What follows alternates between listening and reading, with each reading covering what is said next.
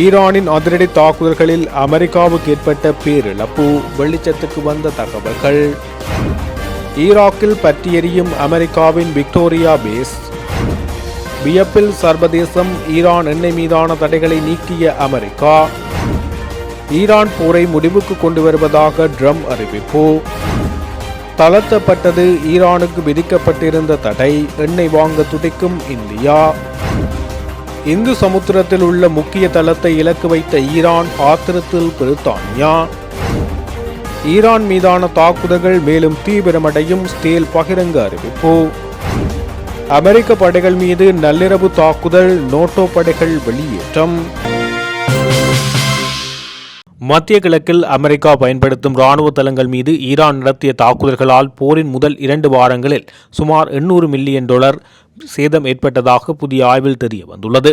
அமெரிக்காவும் ஸ்டேலும் போரை தொடங்கிய ஒரு வாரத்துக்கு பிறகு ஈரான் நடாத்திய ஆரம்பகட்ட பதிலடி தாக்குதல்களால் இந்த சேதங்கள் பெரும்பாலானவை ஏற்பட்டதாக மூலோபாய மற்றும் சர்வதேச ஆய்வுகளுக்கான மையம் வெளியிட்டுள்ள அறிக்கை மற்றும் பிபிசியின் ஆய்வு ஆகியவை தெரிவிக்கின்றன.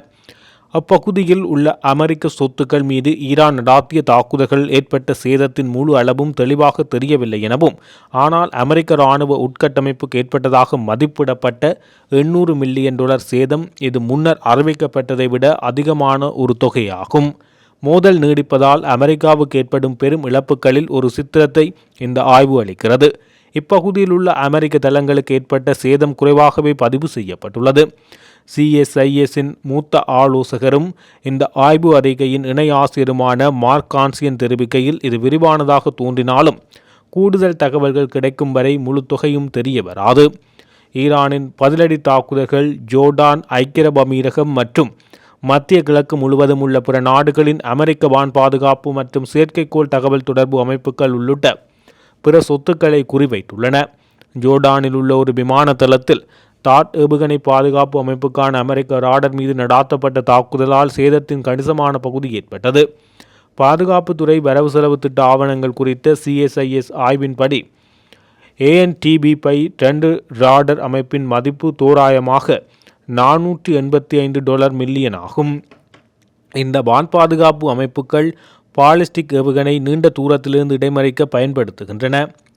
ஈரானின் தாக்குதல்களால் அப்பகுதியில் உள்ள அமெரிக்க படைகளால் பயன்படுத்தப்படும் அமெரிக்க தளங்கள் மற்றும் இராணுவ தளங்களில் உள்ள கட்டிடங்கள், வசதிகள் மற்றும் பிற உட்கட்டமைப்புக்கு கூடுதலாக $310 மில்லியன் மதிப்பிலான சேதம் ஏற்பட்டதாக மதிப்பிடப்பட்டுள்ளது.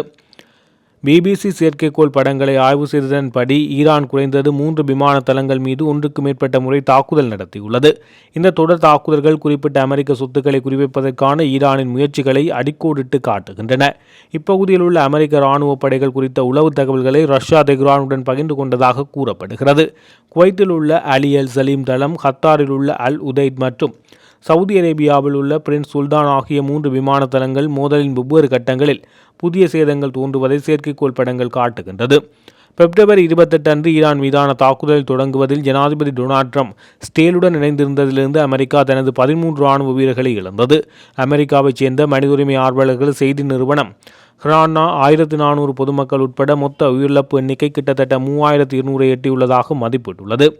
ஈரானின் அணுசக்தி திட்டத்தை அழிப்பது, அதன் வழக்கமான இராணுவ பலத்தை குறைப்பது மற்றும் இப்பகுதியில் உள்ள பதிலி குழுக்களுக்கு இந்த ஆட்சி அளிக்கும் ஆதரவை முடிவுக்கு கொண்டு வருவது ஆகிய தனது இலக்குகளை அடைவதற்கான பாதையில் அமெரிக்கா உள்ளது என ட்ரம்ப் தெரிவித்துள்ளார்.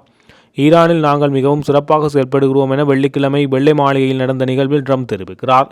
ஆனால் ஹோர்முஸ் நீரிணை கிட்டத்தட்ட மூடப்பட்டதாலும் மோதலின் கால அளவு மற்றும் ட்ரம்ப் தரைப்படைகளை அனுப்புவாரா என்பது குறித்து நிச்சயமற்ற தன்மையினாலும் இந்த போர் உலக பொருளாதாரத்தை உலுக்கியுள்ளது. ஈராக் தலைநகர் பாக்தாத் சர்வதேச விமான நிலையத்தில் அருகிலுள்ள அமெரிக்க தூதரகம் மற்றும் விக்டோரியா பேஸ் என்னும் தளபாட மையம் மீது ட்ரோன் தாக்குதல் நடாத்தப்பட்டதால் வானத்தை முட்டும் அளவுக்கு எழுந்த கரும்புகை பல கிலோமீட்டர் தூரத்துக்கு தெரிந்துள்ளது. ஈரான் ஆதரவு பெற்ற ஆயுத குழுவான அசாப் அல் ஹகாப் இந்த தாக்குதலுக்கு பொறுப்பேற்றுள்ளது.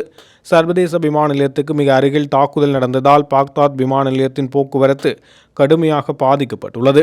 நிலைமை மோசமடைந்து வருவதால் ஈராக்கில் உள்ள அமெரிக்க குடிமக்கள் உடனடியாக அந்த நாட்டை விட்டு வெளியேறுமாறு அமெரிக்க அரசு எச்சரிக்கை விடுத்துள்ளது.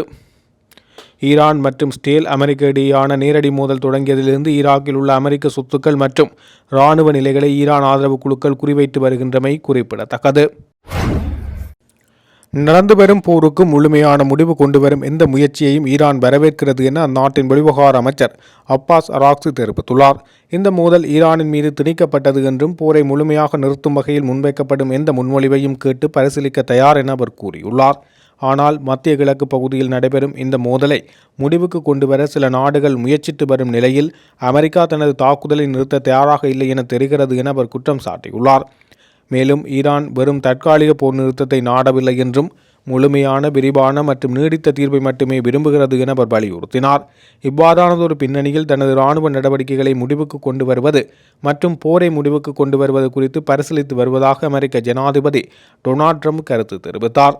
அதன்போது அவர் ஈரானுக்கு எதிரான போரில் அமெரிக்கா தனது இலக்குகளை அடைவதற்கு மிக அருகில் இருப்பதாக கூறியிருந்தமை குறிப்பிடத்தக்கது.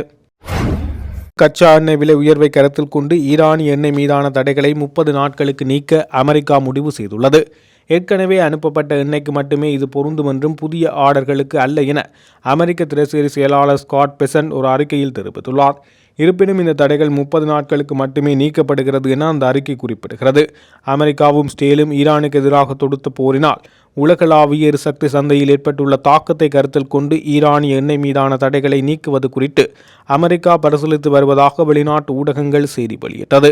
இந்த முடிவு செயற்படுத்தப்பட்டால் ஈரானுக்கு எதிரான அமெரிக்காவின் நீண்டகால கொள்கையில் இது ஒரு வியத்தகு மாற்றத்தை குறிக்கும் என ஈரான் பல எதிர்பாராத நன்மைகளை பெறும் என அந்த அறிக்கையை சுட்டிக்காட்டியுள்ளது.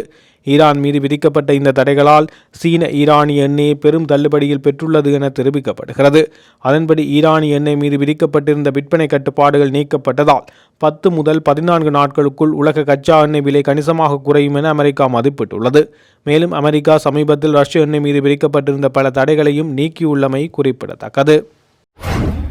ஈரானுக்கு எதிரான போரில் அமெரிக்கா தனது இலக்குகளை அடைவதற்கு மிக அருகில் இருப்பதாக அமெரிக்க ஜனாதிபதி டொனால்ட் ட்ரம்ப் தெரிவித்துள்ளார். அதன்படி தனது இராணுவ நடவடிக்கைகளை முடிவுக்கு கொண்டு வருவது மற்றும் போரை முடிவுக்கு கொண்டு வருவது குறித்து பரிசீலித்து வருவதாக ட்ரம்ப் ட்ரூத் சமூக ஊடக கணக்கில் குறிப்பிட்டுள்ளார். ஈரானின் இராணுவ பலத்தை அளித்தது உட்பட தொடர்ச்சியான வெற்றிகள் அடையப்பட்டுள்ளதாகவும் ஈரானின் ஏவுகணை திறன் முற்றிலுமாக அளிக்கப்பட்டு விட்டதாகவும் அவர் அதில் தெரிவித்தார். ஈரானின் இராணுவ உபகரண உற்பத்தி வசதிகளை அளிக்க முடிந்தது என்றும் அதன் விளைவாக ஈரான் அணு ஆயுதங்களை தயாரிக்க ஒருபோதும் முயற்சிக்காது என அவர் தனது பதிவில் சுட்டிக்காட்டியுள்ளார்.